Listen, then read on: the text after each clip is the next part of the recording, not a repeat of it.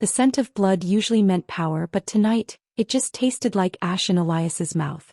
Elias Thorne stood on the obsidian balcony of his spires, overlooking a city that breathed in sync with his own cold, eternal heart. Below, the streets of Viridian were a labyrinth of gaslight and encroaching shadows, a kingdom built on the foundation of his immortal rule. For 500 years he had been the apex of the night, a king who governed by the strict, ruthless traditions of the bloodline. He was a creature of icy precision, his world defined by the binary of hunter and prey. Until tonight. It started with a disruption in the rhythm, a heartbeat that shouldn't have been there. He felt her before he saw her. In the plaza below, amidst the swirling mist of the evening fog, a woman stood completely still.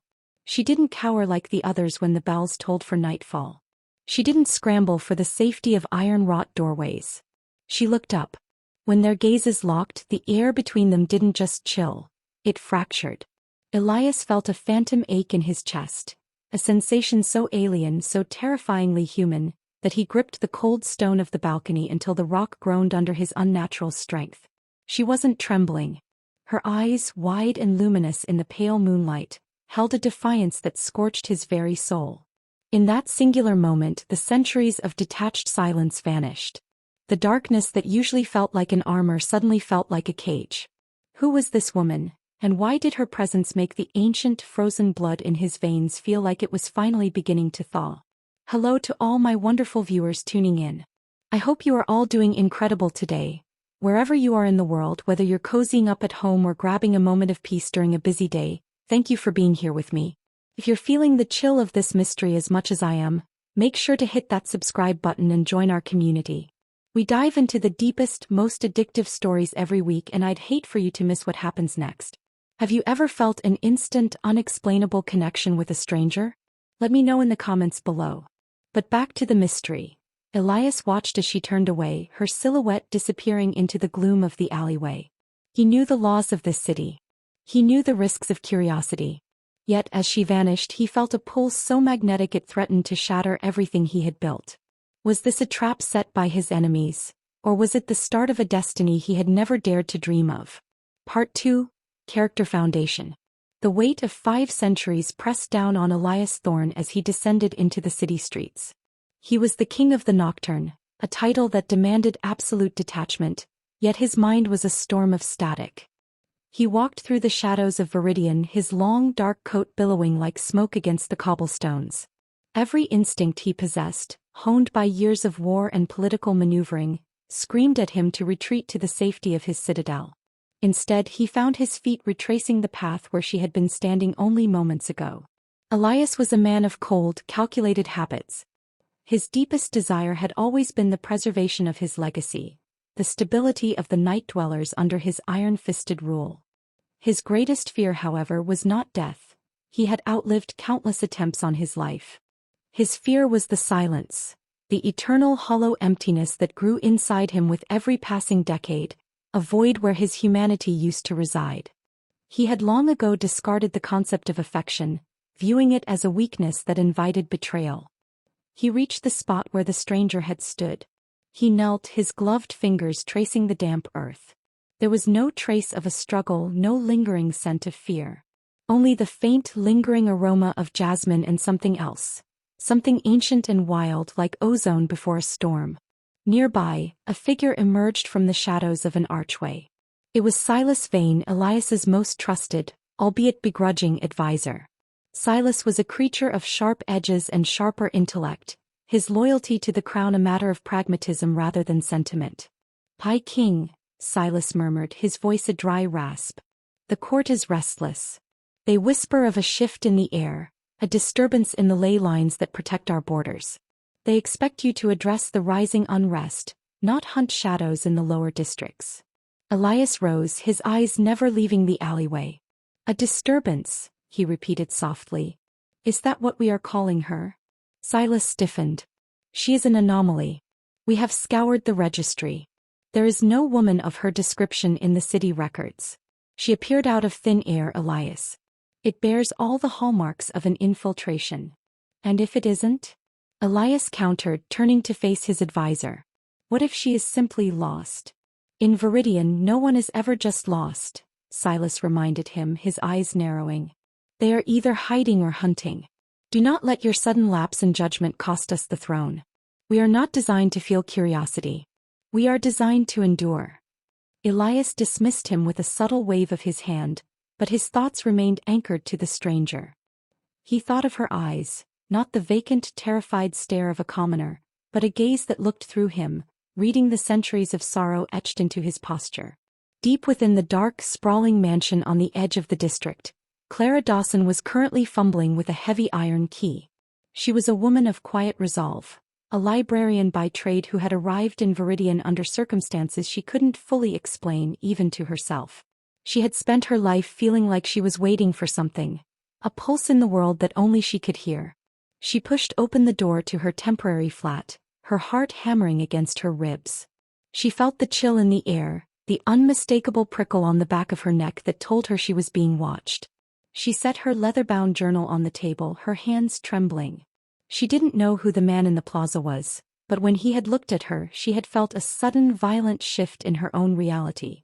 It was as if a dormant engine in her chest had finally roared to life. She wasn't looking for a king. She was looking for answers about a past that seemed to have been erased from history. Little did she know, by entering Viridian she had stepped directly into the path of a predator who was far more dangerous, and far more captivated, than she could have ever imagined. I hope you're feeling the tension building between these two. It's clear that Elias is fighting a battle between his ancient duties and this new, dangerous curiosity, while Clara is unknowingly unraveling a mystery that goes deeper than she realizes. Are you enjoying the way these two worlds are beginning to collide? If you're loving this story so far, make sure you're subscribed to the channel. You don't want to miss the moment where their paths finally cross again. Let me know in the comments. Do you think Silas is right to be suspicious, or is he missing something crucial about Clara? The silence of the midnight district was shattered, not by the howl of a creature, but by the sharp rhythmic clack of boots on cobblestone. Clara Dawson pulled her shawl tighter against the biting chill of Viridian's night air.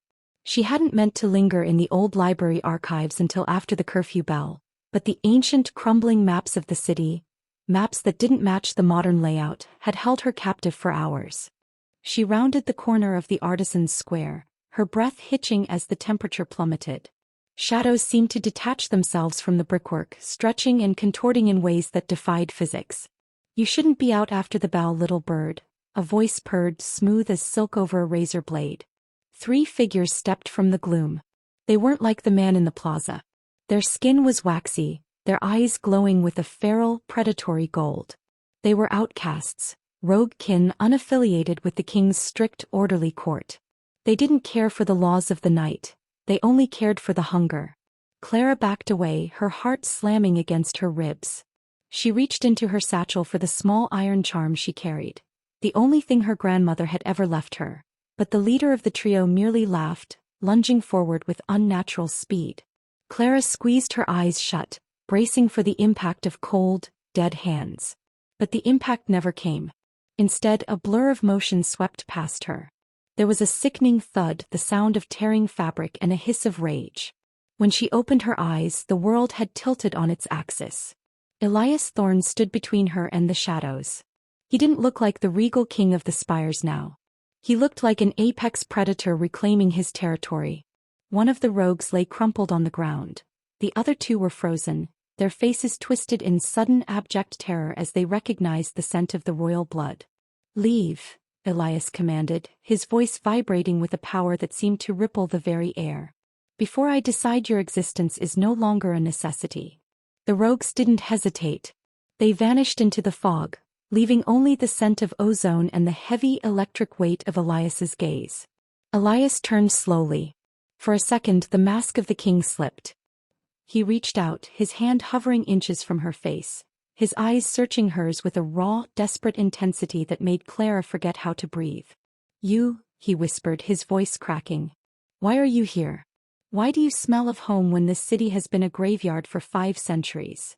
"I don't know what you're talking about," Clara breathed, her voice trembling not with fear, but with an inexplicable sense of recognition.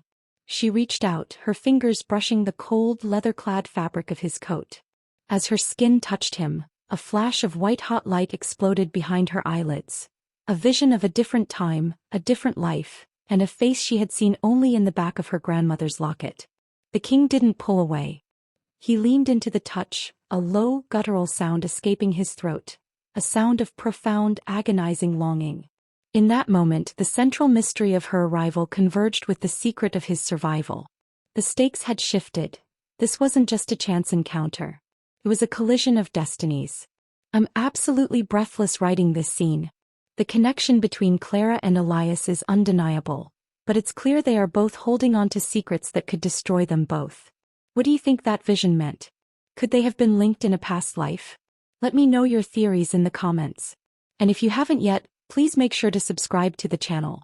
You are helping us grow, and I truly appreciate every one of you who hits that bell icon. We're just getting started. The vision of the locket still seared behind Clara's eyelids as Elias stepped back, his posture stiffening, the king's mantle sliding back into place like tempered steel. He didn't offer a hand to help her up. He couldn't, not without risking the contact that had nearly unraveled his composure. "You should not have touched me," Elias said, his voice stripped of the vulnerability from a moment ago. He turned his gaze toward the shadows of the alley, his eyes scanning for unseen watchers. "In Viridian, knowledge is a death sentence. And you, girl, are carrying the most dangerous secret in the realm." "I don't know who you are or what you think I am," Clara countered, pulling herself to her feet. The adrenaline was fading, replaced by a cold, simmering defiance. "But I didn't come to this city for trouble. I came for answers." Elias let out a mirthless chuckle that echoed off the damp bricks. "Answers? The archives in this city are buried under centuries of blood and deception.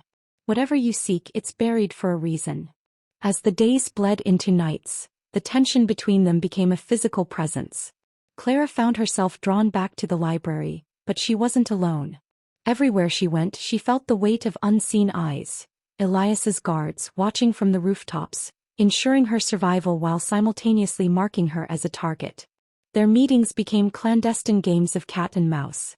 They met in the hollowed-out ruins of the old cathedral at the edge of the district, far from the prying eyes of the court.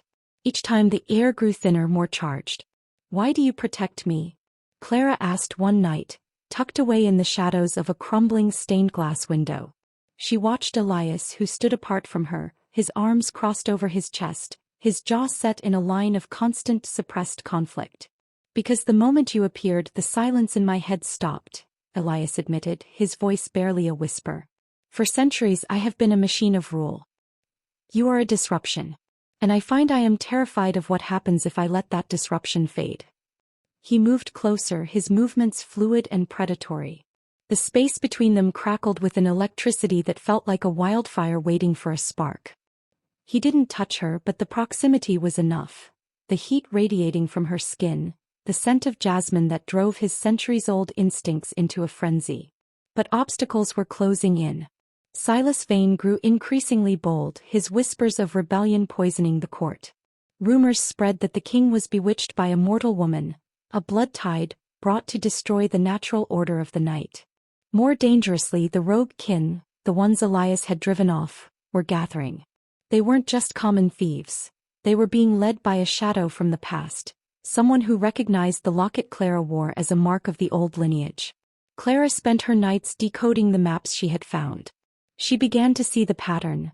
Viridian wasn't a city, it was a seal. And the woman in her grandmother's locket wasn't just an ancestor, she was the one who had placed the lock. "They're coming for us, aren't they?" Clara asked, her voice steady despite the fear clutching at her heart. Elias looked at her, his expression a mixture of intense hunger and profound sorrow. "They are coming for the truth. And if they find it before we do, there will be nothing left of either of us." The tension is mounting and the stakes are climbing higher than ever. Elias is losing his grip on his cold, calculated reality, and Clara is realizing that her arrival in Viridian was anything but an accident. What do you think is hiding in the archives? Is it a weapon, a history, or something far more personal? Let me know your thoughts in the comments. Also, if you're enjoying this journey into the dark heart of Viridian, please make sure to subscribe to the channel and hit that notification bell. We're building something special here and I want you to be a part of it. The air inside the abandoned observatory, hidden beneath the city's ancient foundations, tasted like ozone and forgotten centuries. Clara unfolded the yellowed parchment she had spent weeks deciphering, the ink shimmering with a bioluminescent glow under the dim lantern light. Beside her, Elias stood like a statue of carved ice, his presence a dark contrast to the frantic energy humming in the room. "It's not just a map, Elias," Clara whispered, her fingers tracing a line that bypassed the entire center of Viridian. "It's a schematic. The city isn't just a kingdom, it's a locking mechanism for a rift. My grandmother's locket, it's the key." Elias stepped forward, his eyes widening. For the first time in centuries, the stoic king of the Nocturne looked truly shaken. He reached out, his hand hovering over the parchment. "This design. I thought this was a myth from the pre-cataclysm era. They said the rift was sealed by a sacrifice, not a tool." "It wasn't a sacrifice," Clara corrected, her voice trembling as the final realization crashed over her. She looked up at him, her eyes bright with unshed tears. "It was a betrayal. My family didn't just lock the gate. They trapped your ancestors here. They didn't protect the world from you, Elias. They punished you." The truth landed with the weight of a physical blow. Elias stumbled back, his breath hitching in his chest. Everything he had been taught, the necessity of the blood taxes, the isolation from the human realm, the brutal enforcement of his crown, was a lie perpetuated by the very people who had cast them into this eternal, shadowed prison. "If the seal is broken," Elias rasped, his voice thick with a mixture of horror and sudden, searing clarity, "the gate doesn't just open. It consumes. The energy required to maintain this prison has been bleeding from the city for generations. That's why we're dying, Clara. The Nocturne are fading because we are being drained to fuel a lie." He grabbed her shoulders, his grip firm but trembling. The distance he had maintained evaporated. In the face of this monumental betrayal, the cold veneer of the king shattered completely. He pulled her into his arms, his forehead resting against hers. "You didn't come here by accident," he whispered against her skin, the vulnerability in his voice piercing the silence. "You were drawn here because you are the only one who can undo the lock. And once you do, the throne, the tradition, the laws, they all vanish. We will be exposed to the world and there will be no way to hide what we are." Clara clung to him, feeling the frantic, unnatural rhythm of his heart against her own. "Then we don't hide," she murmured, a fierce resolve igniting in her chest. "We break the cycle." But as he leaned down, his lips brushing hers in a moment of desperate, breathless passion, the observatory doors blasted inward. Silas Vane stood in the wreckage, his face contorted in a mask of cold, calculated fury. He held a blade forged of celestial iron, aimed directly at Clara's heart. "I feared this, my king. I feared the moment you would choose a heartbeat over your duty." The revelation had shifted everything. The enemy wasn't the past but the architect of the present. Everything has changed. The realization that Elias's entire existence has been a manipulated lie, and that Clara holds the power to shatter his world, is a game-changer. What do you think Elias will choose? His throne or the truth? Leave your theories in the comments, and if you're as stunned by that betrayal as I am, make sure to hit that subscribe button and turn on notifications. Your support is what keeps these stories alive, and I'm so grateful to have you here in the dark with us. Part 6. The Darkest Hour. The observatory shuddered as Silas Vane advanced, his blade singing a lethal high-pitched note in the cramped space. He wasn't acting out of malice. He was acting out of a twisted, obsessive devotion to the status quo. "The throne must remain, Elias," Silas hissed, his eyes devoid of their usual cool calculation. "Without the shroud of the night, we are monsters in the sunlight. We wither. We die. Is that what you want for our people? To trade our immortality for a handful of years among the fragile mortals?" Elias stepped firmly in front of Clara, his body a wall of absolute deadly intent. "We were never meant to be kings of shadows, Silas. We were meant to be equals. You sold our freedom for 5 centuries of stagnation." Silas lunged. The ensuing fight was a blur of supernatural speed and lethal grace. The ancient observatory, once a place of quiet study, became a chamber of devastation. Elias fought with a raw, desperate ferocity, but Silas was prepared. He had spent decades studying the king's fighting style, planting hidden traps throughout the city's ley lines. With a sickening crack of energy, a tethering spell manifested, a web of glowing obsidian chains that erupted from the floorboards. They lashed around Elias, pinning him against the central pillar. The king roared, his strength failing as the chains siphoned the very essence of his power. "I am doing this for the crown," Silas muttered, turning his gaze toward Clara. Clara stood frozen, her hands trembling as she clutched the locket. The air grew heavy, suffocating. She watched as Silas approached her, the celestial blade dripping with a cold, ethereal light that burned the very air it touched. "Give it to me, girl," Silas commanded, his voice a low, dangerous rumble. "The key must be destroyed and you with it. The secret of the rift ends today." Elias struggled, his face contorted in agony as he fought the chains, his eyes locked onto Clara's. "Clara, run," he screamed, his voice raw. "Don't let him take it. If he shatters that key, we are trapped here for another 500 years. You have to leave this place." But there was nowhere to go. The exits were sealed by Silas's enchantments, and the shadows of the city seemed to press inward, hungry and expectant. Clara felt a crushing sense of isolation. She was a librarian, a woman of words and maps, pitted against an immortal shadow weaver who had centuries of malice backing his strike. She looked at the locket, then at Elias, the man who had been a predator, a king, and now her only tether to a world she finally understood. She saw the despair in his eyes, the absolute certainty that this was the end. "I won't let you kill him," Clara whispered, her voice barely audible over the hum of the gathering storm. Silas laughed, a harsh, grating sound. "You have no choice, child. Your story ends in the dark, just like his."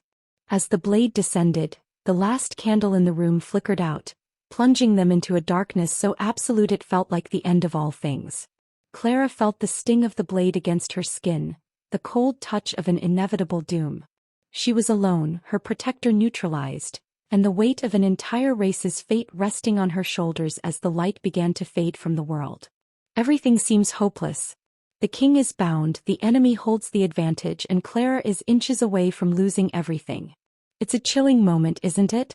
How do you think they'll escape this nightmare? Or is this truly the end? Leave your predictions in the comments below.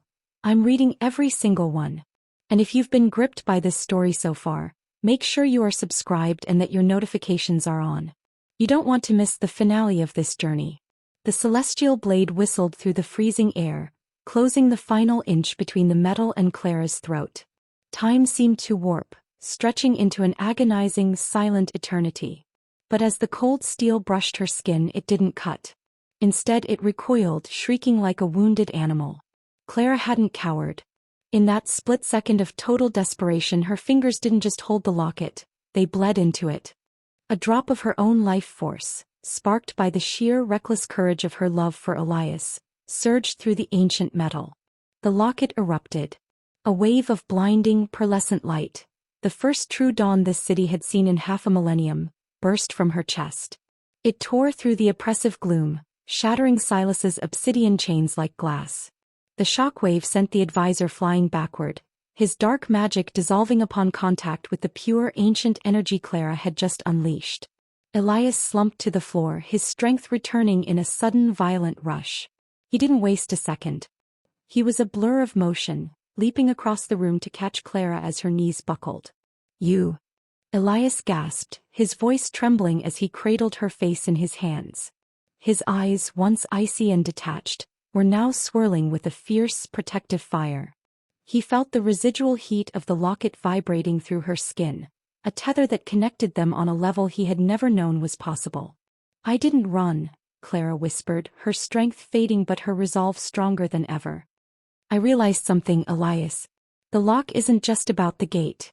It's about the people on both sides. My family, they didn't just trap you.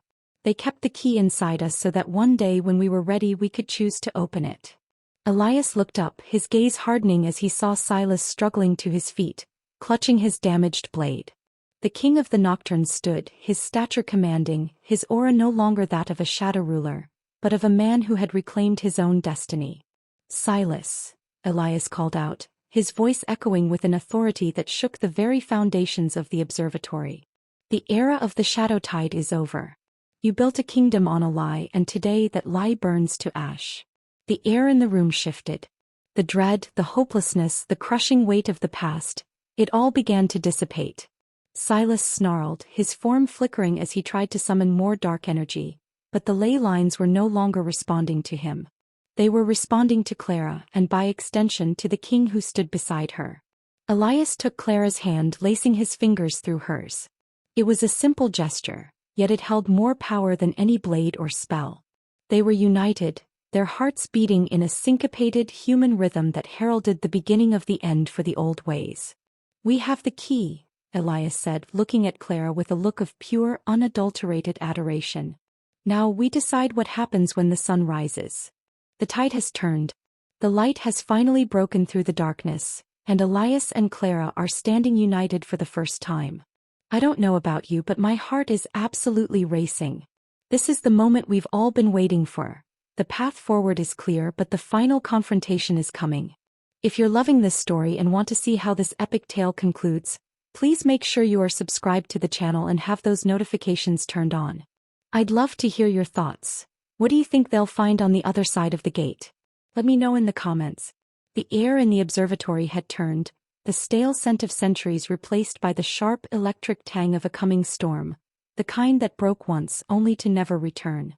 Silas Vane, stripped of his connection to the dark currents, looked smaller, his arrogance crumbling like stone eroded by rain. He raised his celestial blade one final time, a desperate shivering arc of light aimed not at Clara, but at the massive pulsating rift seal at the center of the room. "If I cannot rule the shadows, I will burn the world to ash with you," Silas screamed, his voice cracking with the strain of a man who had staked his entire existence on a lie. Elias moved with the speed of a falling star. He didn't use a blade, he used his own body. He intercepted the strike, his gauntlet catching the celestial metal. The collision sent a shockwave through the room that blew the heavy oak doors off their hinges and shattered the remaining glass in the observatory dome. Elias groaned, the blade biting into his shoulder, but he didn't falter. He gripped the weapon, his eyes locked onto Clara. "Now Clara, give it the light," he commanded, his voice strained but steady. Clara didn't hesitate. She stepped forward, her heart racing not with fear, but with a clarity she had never known. She reached out, placing both hands onto the shimmering center of the seal. She didn't try to force it, she surrendered to it. She poured every memory of her grandmother, every moment of confusion in the library, and every beat of the burgeoning love she felt for Elias into the cold, ancient mechanism. The locket in her palm fused with the stone. The world turned white. A deafening, harmonious hum filled the room, sounding like 1,000 bells ringing at once. The obsidian chains that had held the city in darkness began to dissolve, turning into silver mist. Silas, caught in the wake of the unraveling, fell to his knees as his dark magic was forcibly stripped away, replaced by the crushing weight of the centuries he had lived. He wasn't destroyed, but he was silenced, a broken man left to face the morning. The rift, the tear in reality that had kept the nocturne trapped, began to shrink. It didn't explode, it healed.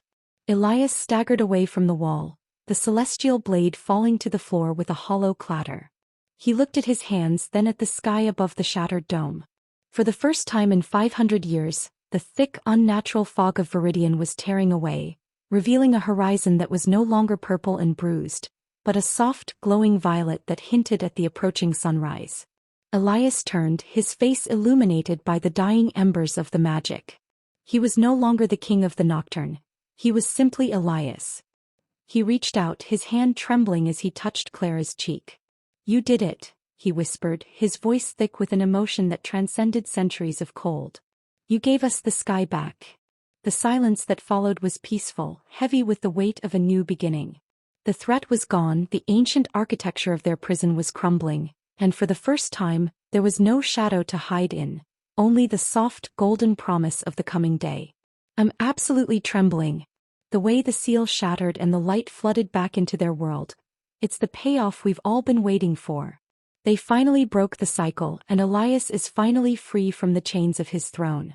Did you expect the resolution to be about healing rather than destruction? Let me know in the comments. If this story has kept you on the edge of your seat, please make sure you are subscribed. You are the heartbeat of this channel, and I'm so grateful to have you here for this grand conclusion. Part 9. Satisfying Conclusion. The sun finally crested over the horizon, painting the fractured spires of Viridian in hues of molten gold and amber. It was the first true sunrise the city had witnessed in 500 years. The air, once heavy with the metallic tang of ancient magic and damp decay, now smelled faintly of morning dew and the promise of a world waking up from a long, troubled dream. Elias stood on the edge of the now open observatory balcony, his silhouette no longer obscured by the oppressive, magical gloom of his former kingdom. He watched as the citizens of Viridian emerged from their homes, some terrified, others curious, stepping out into the warmth of a light they had only ever known from legends. He felt the weight of the crown, the literal heavy artifact he had discarded in the debris of the observatory, dissolve into nothingness. He was no longer the king of the nocturne, no longer a vessel for centuries of cold tradition. He was simply Elias, and for the first time in his existence he felt the steady, natural beat of his heart in tune with the world around him. Clara joined him at the balcony, her hand sliding naturally into his. Her fingers were no longer trembling. They were warm, firm, and filled with a quiet, grounding peace. She looked at the city, then up at the clear, expansive sky, a small, triumphant smile gracing her lips. "We did it," she said softly, the wind catching the strands of her hair. "The records in the library were wrong. This wasn't a prison. It was a waiting room." Elias turned to her, his piercing gaze softened by a vulnerability that would have been unthinkable only weeks ago. He pulled her close, his arm wrapping around her waist in a protective, tender embrace. "It was a long time to wait," he murmured, his voice husky with emotion. "But I would have waited another 5 centuries if it meant I was destined to find you here in the light." The transition for their people wouldn't be easy. There were years of history to unlearn, old fears to dismantle, and a new way of living to forge under the warmth of the sun, but the dread had vanished. Silas Vane had been cast into the shadows of his own making, a footnote in a history that was finally being rewritten by those who had chosen empathy over control. Clara leaned her head against Elias's shoulder. She felt the warmth of the sun on her skin, a sensation she would never take for granted again. There were no more mysteries to solve, no more secrets to bury. There was only the quiet, beautiful unfolding of a future they would build together, one day at a time. The locket, now fused to the very foundation of the city, hummed with a soft, final note of contentment, a silent testament to the love that had bridged the gap between two worlds. As they watched the morning light wash over the rooftops, Elias kissed her, a soft, lingering promise that sealed their new destiny.